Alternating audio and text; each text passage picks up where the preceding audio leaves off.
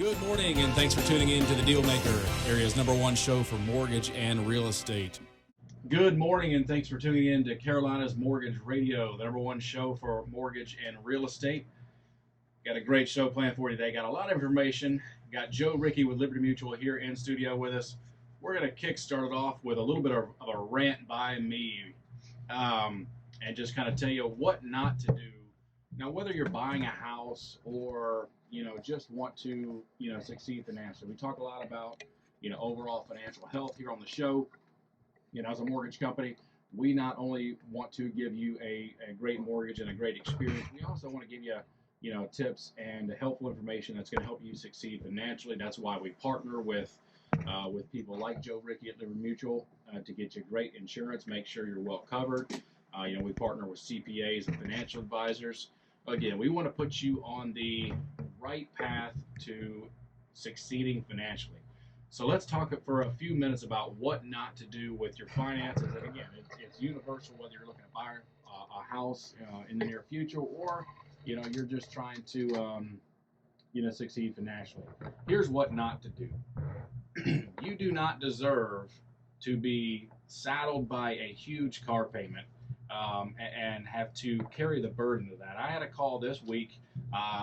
So if you can't tell, Joe, I'm a little bit upset with the whole situation. I had a guy call me this week, struggling financially. He has a house that he's got a lot of equity in, inherited it from family members, and he's trying to decide if he should sell it and buy a new house, or just kind of looking for some overall financial advice. And so we reviewed his application, and believe it or not, this guy has missed 4 mortgage payments already this year. Of course, we're only 6 months into the year, so he's 4 months missed payments. And I guess he and his wife decided they needed a new car. They went down to the car dealership and walked out with a car payment of $689 a month. You gotta be kidding me. Their current mortgage payment, which they've missed four payments on already this year, is like $1,010 a month. They just got a car, walked out, $689 a month. My question is, like, what are these car dealerships, their finance departments doing? I see this just way too often. There's a lot of regulation in the mortgage business. I know there is, on the insurance side too. Some of it good, I think some of it, not. But where is the regulatory environment in the car financing department? Yeah. I mean, it's just, so anyway, so I was talking with this guy, kind of reviewing his whole financial picture, and he's got, of course, another car, which has a $550 a month payment. So, he's looking at $1,200, $1,300 a month in car payments. It's just outrageous. And I said, hey man, what can we do to, maybe give that car back? Well, of course, he traded in, another car, got negative equity placed on this car. Mm-hmm. As soon as he drives that car off the lot, it's dropping significantly in value. His credit was, banged up.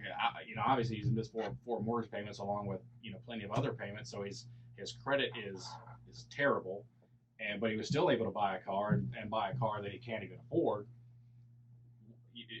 You see this often in the insurance business when people are calling you with hey, I need car insurance. Do you ever see some of the financial stuff on these cars and like, hey, how or why did you buy this? I don't really get to see the loan amounts on it or anything like that, but I do see the price of insurance on some of these newer cars, especially the cars that have high horsepower and a lot of the bells and whistles. But I feel like from a banking standpoint, it used to be they would only do like a debt-to income of like 44% or 50%.